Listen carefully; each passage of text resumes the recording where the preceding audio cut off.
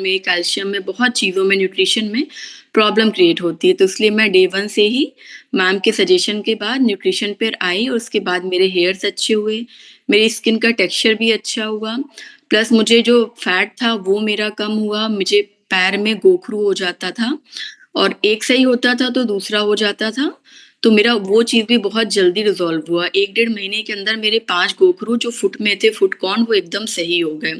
इसके अलावा मुझे मेरा यूरिक एसिड बढ़ा रहता था जिसकी वजह से मुझे स्वेलिंग की प्रॉब्लम हो गई थी पैरों में और जगह-जगह मुझे गड्ढे पड़ते थे।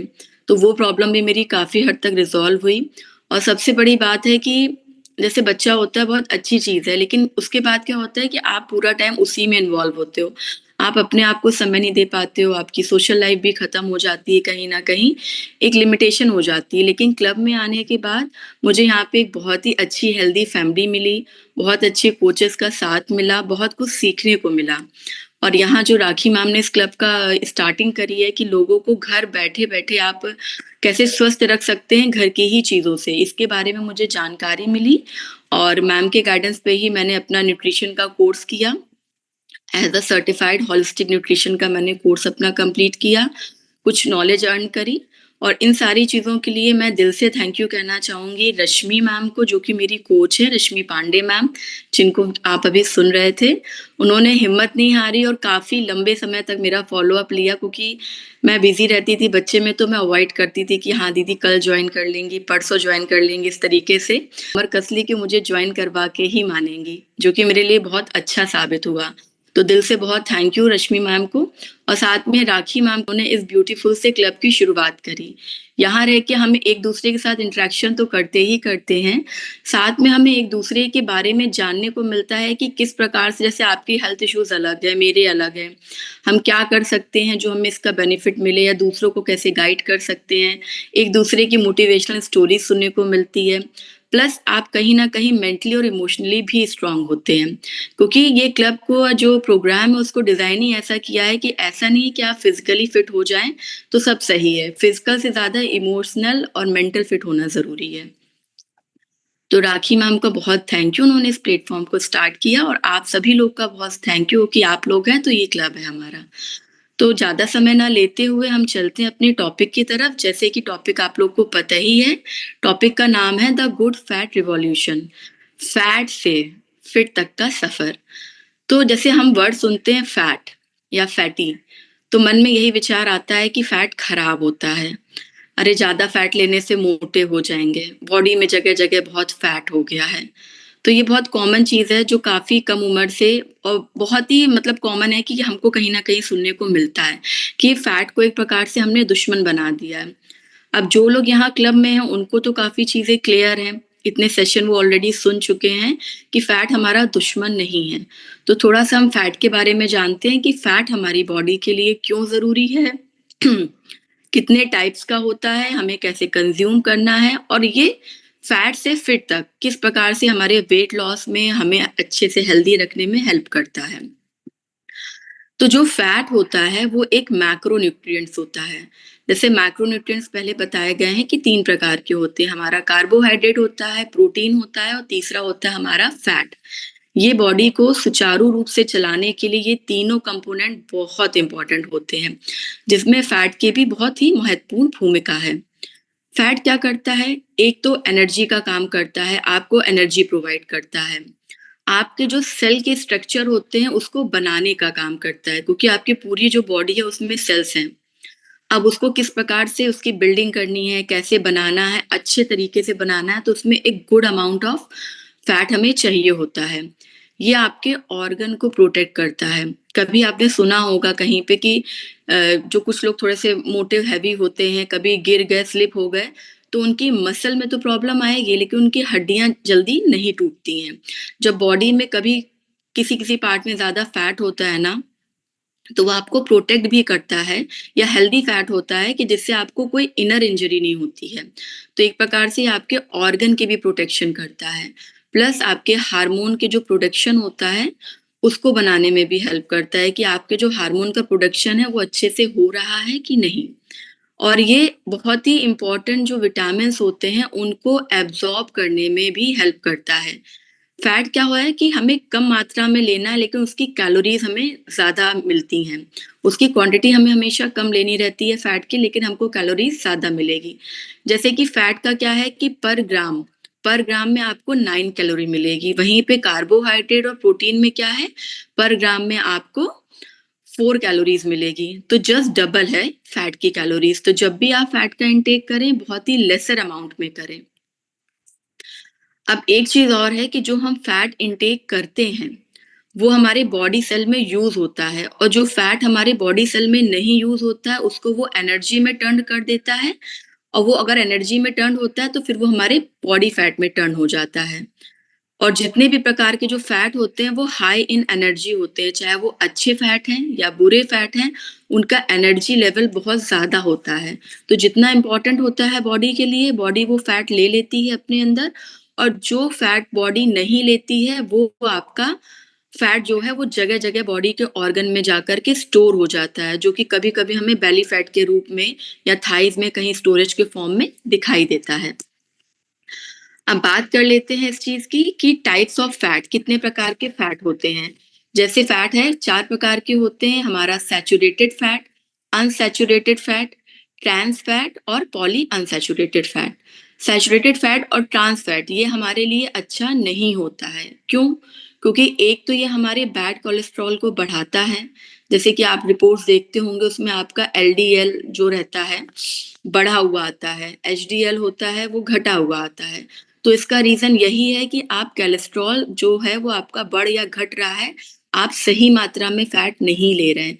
फ़ास्ट फूड का उपयोग ज़्यादा कर रहे हैं या इस तरह के प्रोसेस्ड फूड का उपयोग कर रहे हैं जिसमें जो फैट तो है, आप पैकेट में तो पढ़ रहे हैं कि फैट है, लेकिन वो आपकी बॉडी में जा कर के सही न्यूट्रिएंट प्रोवाइड कराएगा वो उसमें नहीं है।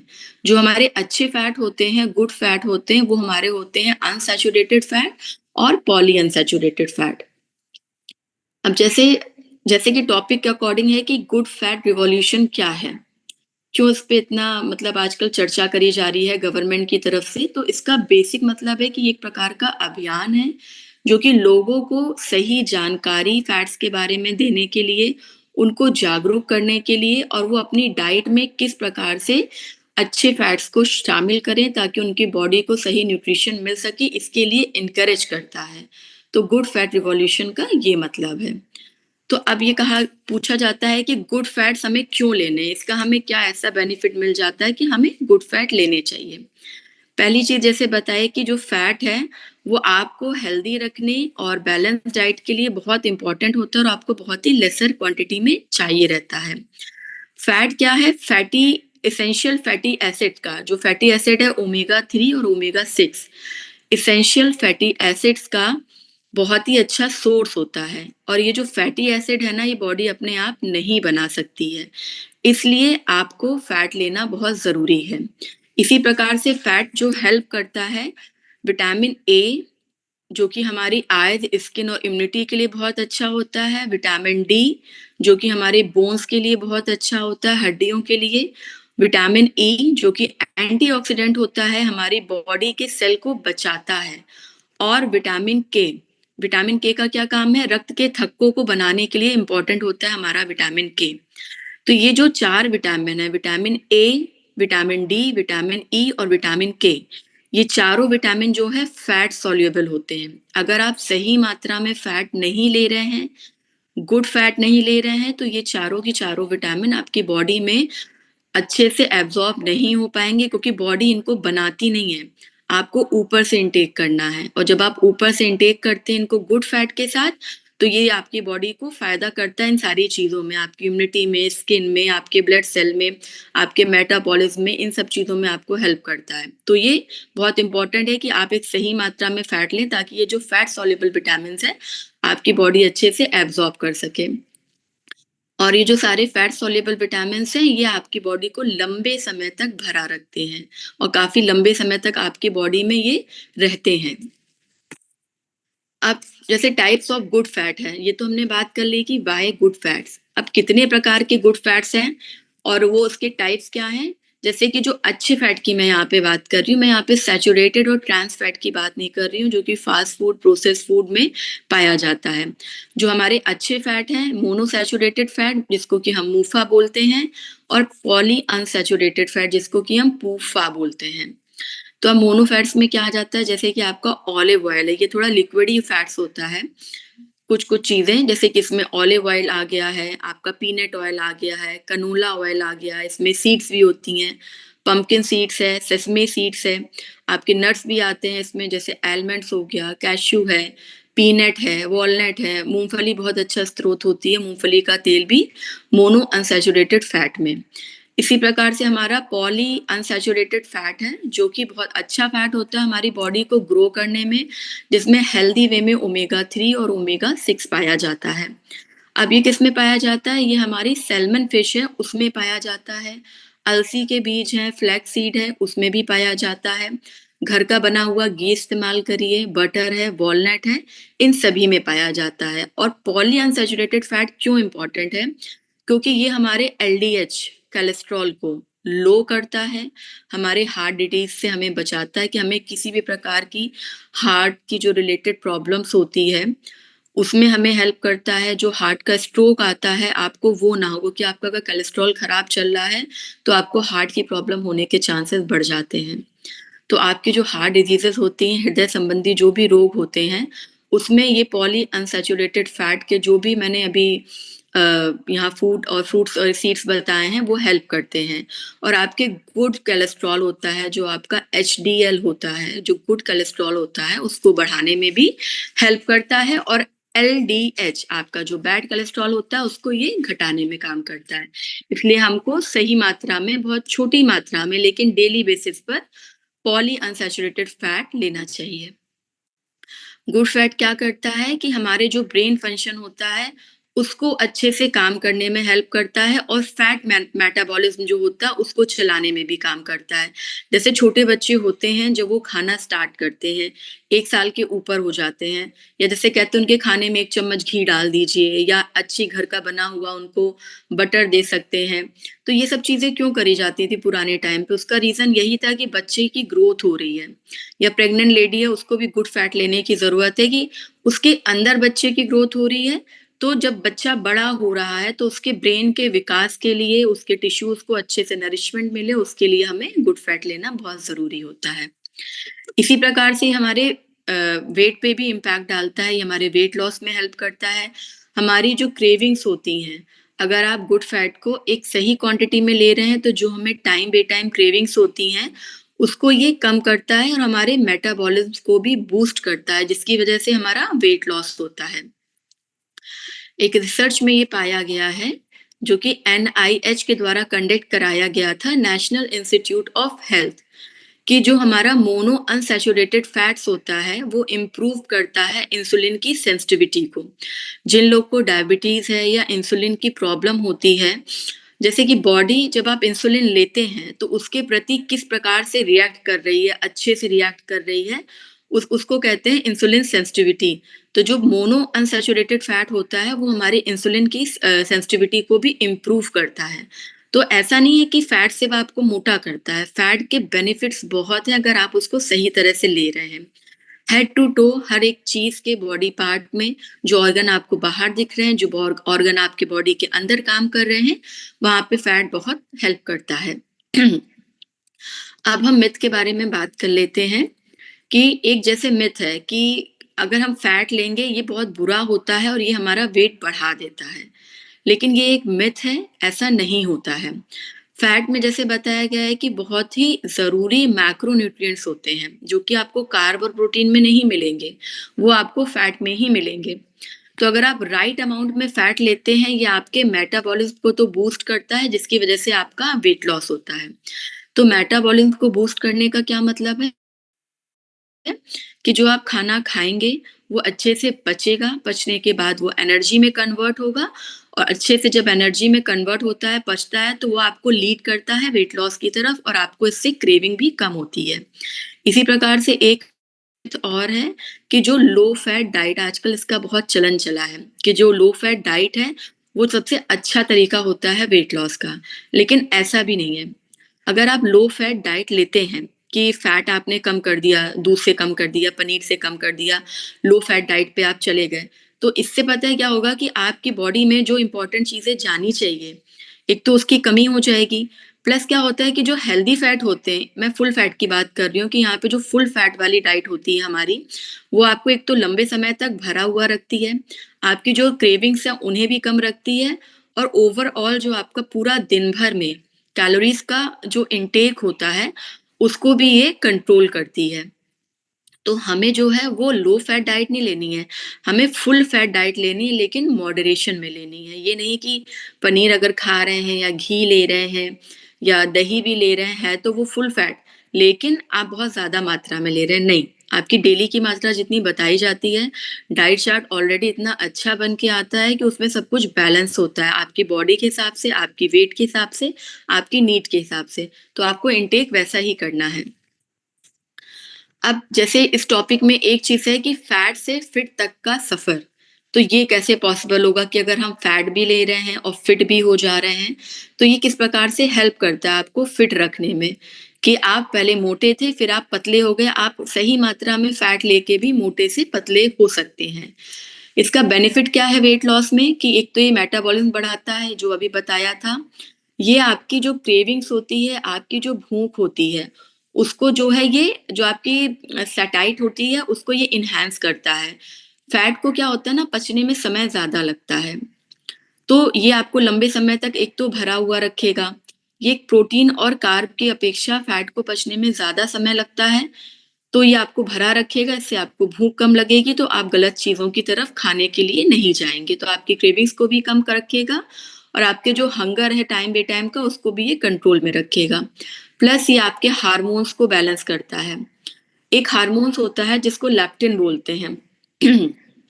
वो हार्मोन क्या काम करता है कि आपके हंगर को कंट्रोल करता है और आपके मेटाबॉलिज्म को भी बूस्ट करता है। लेकिन अगर आप गुड फैट नहीं ले रहे हैं, तो ये लैप्टिन नाम का जो हार्मोन्स है, ये प्रोड्यूस ही नहीं होगा और जब ये प्रोड्यूस नहीं होगा, तो आपको भूख भी ज़्यादा लगेगी, आपका खाना भी अच्छे से नहीं पचेगा, जिसकी वजह से क्या होगा, बॉडी और ज़्यादा फैटी होगी, आप टाइम बे टाइम खाएँगे। तो इससे की वजह से क्या होता है कि हमें फिर वेट लॉस में प्रॉब्लम हो जाती है। तो ये जो हार्मोन जो होता है हेल्प करता है बैलेंस हार्मोन्स को बैलेंस करने में, लेप्टिन नाम का हार्मोन्स हमें हेल्प करता है। इसी प्रकार से गुड फैट हेल्प करता है हमारे हार्ट हेल्थ में, हमारी सूजन को घटाने में। सूजन चाहे हमें बाहरी तौर से दिख रही हो या आंतरिक तौर से हो, बॉडी के इंटरनल पार्ट में हो। ओमेगा 3 हेल्प करता है हमारे इन्फ्लेमेशन को, सूजन को कम करने में और न्यूट्रिशन को एब्ज़ॉर्ब करने में हेल्प करता है। जैसे बताया था कि जो न्यूट्रिशन होते हैं ए, के, vitamin D, vitamin A, vitamin के और विटामिन ई, न्यूट्रिशन को एब्ज़ॉर्ब करने में भी गुड फैट का अहम रोल है। इसी प्रकार से फैट बर्निंग में भी हेल्प करता है, जैसे आपका कोकोनट ऑयल है, तो जो आपका फैट बर्न होता है उसको भी सपोर्ट करता है गुड फैट। ये थोड़ा सुनने में अजीब लगेगा कि फैट बर्निंग में भी फैट ही हेल्प कर रहा है। जी हाँ, अगर आप सही मात्रा में गुड फैट लेते हैं, जैसे कि कोकोनट ऑयल में पाया जाता है, आप उसको अपने खाने के में इस्तेमाल कर सकते हैं या बेकिंग में इस्तेमाल कर सकते हैं। ये आपको सपोर्ट करता है फैट बर्निंग में। प्लस एक अच्छी मात्रा में फैट लेने से आपके हेयर्स अच्छे होते हैं, आपकी स्किन क्लियर होती है, चमकदार बनती है, आपका जो ब्लड शुगर है वो स्टेबलाइज़ होता है, वो जल्दी बढ़ता नहीं है, आपका ब्लड शुगर जो होता है, वो मेंटेन रहता है अगर आप एक सही मात्रा में फैट ले रहे हैं तो। अब इसको ऐसे समझ सकते हैं कि बॉडी के लिए उतना ही फैट इम्पोर्टेंट है जितना कि एक कार को ड्राइव करने के लिए फ्यूल की ज़रूरत होती है।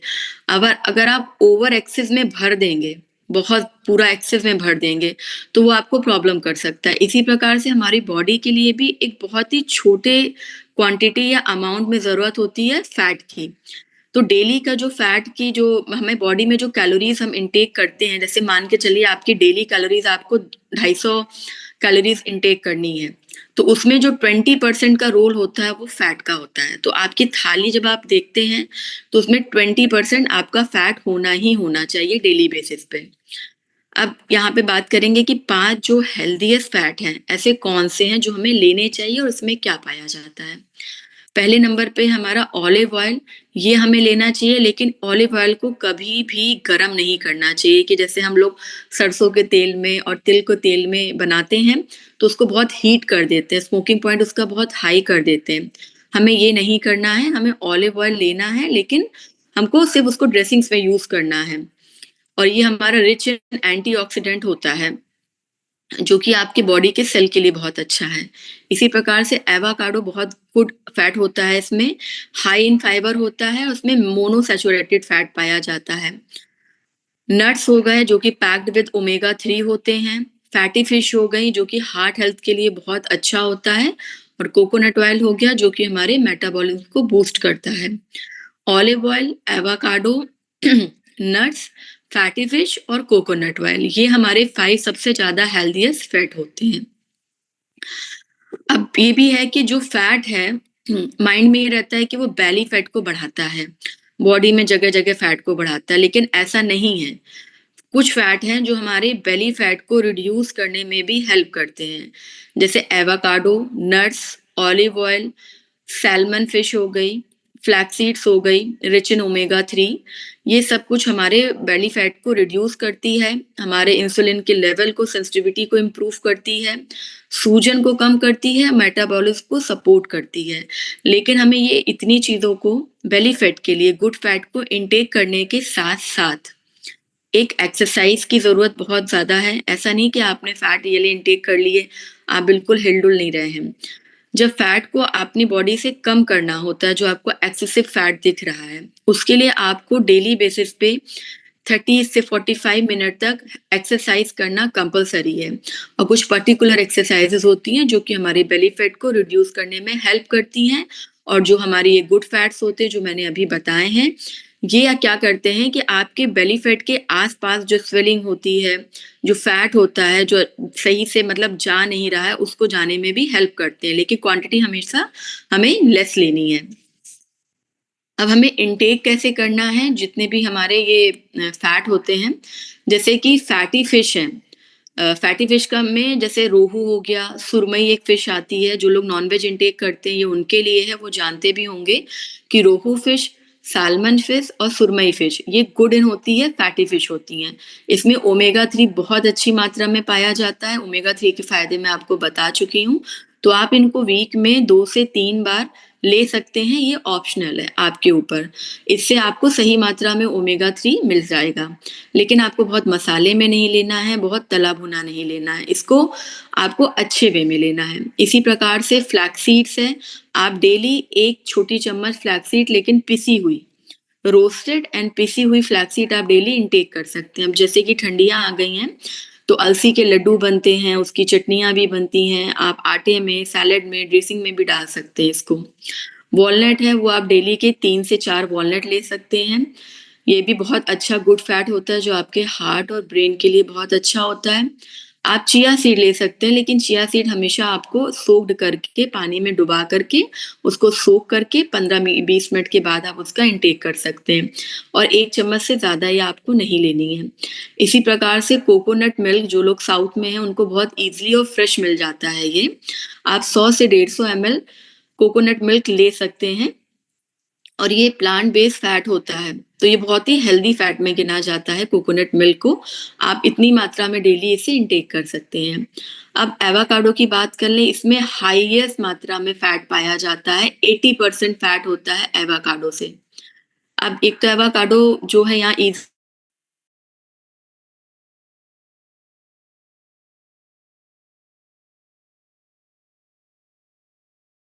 परसेंट फैट होता है और 29 ग्राम में इसमें कैलोरीज़ होती हैं 322 कैलोरीज़ होती हैं। तो आप सोचिए कि आप हाफ़ एवोकाडो ले सकते हैं, प पूरा दिन में 1 बार आप हाफ़ एवोकाडो ले सकते हैं। आपको पूरा एवोकाडो भी लेने की ज़रूरत नहीं है और वो आपकी फैट की कमी को भी पूरा कर देंगे। इसी प्रकार से पनीर है, वो आपको 50 से 100 ग्राम लेना है पर मील। इसमें फैट और प्रोटीन दोनों ही अच्छी मात्रा में पाया जाता है। कर्ड, फुल फैट मिल्क के द्वारा जमाया गया जो दही होता है, आप एक छोटा बाउल 1 दिन में ले सकते हैं। कोकोनट ऑयल है, इसमें 65% फैट पाया जाता है। तो ये बेसिकली आप बेकिंग के लिए इस्तेमाल कर सकते हैं या कोई भी चीज़ सौटे करने के लिए इस्तेमाल कर सकते हैं। बहुत ज़्यादा क्वांटिटी में हमें ये भी नहीं लेना है, क्योंकि इसमें फैट की मात्रा 65% होती है। इसी प्रकार से जैसे बताया था कि ऑलिव ऑयल है, इसको आप सिर्फ़ ड्रेसिंग के लिए इस्तेमाल करें, जो भी आप सैलेड बना रहे हैं। आजकल सैलेड भी बहुत प्रकार-प्रकार के बनते हैं। पहले क्या था कि वही खीरा, टमाटर ये सब काट दिया और आपने खा लिया, लेकिन आजकल ऐसा नहीं है। सैलेड की ड्रेसिंग्स अलग बनती हैं, जिसमें बहुत चीज़ें मिलाई जाती हैं, जो दही के साथ भी बनता है। आप सैलेड में फ्रूट्स हो गया, मूँगफली हो गई, लेट्स के पत्ते हो गए, बंद गोभी के पत्ते हो गए, ये सब इस्तेमाल कर सकते हो। उसके ऊपर ड्रेसिंग के तौर पे आप ऑलिव ऑयल डाल सकते हैं, लेकिन 1 से डेढ़ छोटी चम्मच, इससे ज़्यादा नहीं। घी है, घर का बना घी लें, ये फैट सॉल्युबल होता है, जो कि आपके इम्पोर्टेंट विटामिन्स को बॉडी में एब्ज़ॉर्ब करने में तो हेल्प करेगा ही करेगा।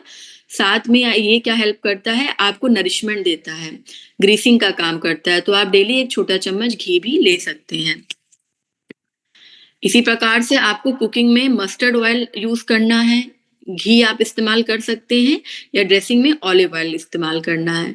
आप स्नैक्स में क्या कर सकते हैं कि आप आलमंड्स हैं, बादाम हैं, 1 मुट्ठी भर मूँगफली ले सकते हैं, 1 छोटी मुट्ठी आप बादाम ले सकते हैं। प्रोसेस्ड खाने ये जो चिप्स होते हैं, दालमोट, बिस्किट हो गया, खाने में बहुत अच्छे लगते हैं, हमारे टेस्ट बड को तुरंत एनहांस करते हैं, लेकिन कभी भी आपके इंटरनल बॉडी के लिए अच्छा नहीं होगा। आपने देखा है ना जैसे जो भी एनिमल्स होते हैं, उनको तो कभी नहीं देखा चिप्स बिस्कुट खाते हुए और वो हेल्दी फैट खाते हैं, जो भी वनस्पतियाँ होती हैं, फल होता है, फ्रूट होता है, वो चीज़ इनटेक करते हैं। तो हमें प्रोसेस्ड की तरफ नहीं जाना है, हमें लेना है आलमंड्स ले सकते हैं, मूँगफलियाँ ले सकते हैं, आप वॉलनट ले सकते हैं या मिक्स करके जैसे ड्राई फ्रूट होता है, आप उसको मिक्स करके भी रख सकते हैं। हल्का-सा नमक डाल के, काली मिर्च डाल के, थोड़ा-सा कोकोनट ऑयल में सौटे करके तो ये आपका एक इवनिंग स्नैक तैयार हो जाता है। इसी प्रकार से आप सीड अपने गुड फैट के लिए इनटेक कर सकते हैं, जो कि हो गया फ्लैक्स सीड और चिया सीड। डेली बेसिस पे आप इसका इस्तेमाल कर सकते हैं, इसमें फैट की मात्रा बहुत अच्छी होती है और लेना हमेशा आपको कम मात्रा में है। इसी प्रकार से दूध, दही, घी, पनीर ये सब भी हमें मॉडरेशन में लेना है। तो ये मेरा पूरा टॉपिक था आज फैट के ऊपर। आई होप आप लोगों को कुछ इन्फॉर्मेशन मैंने दे पाई होगी आज और फैट जो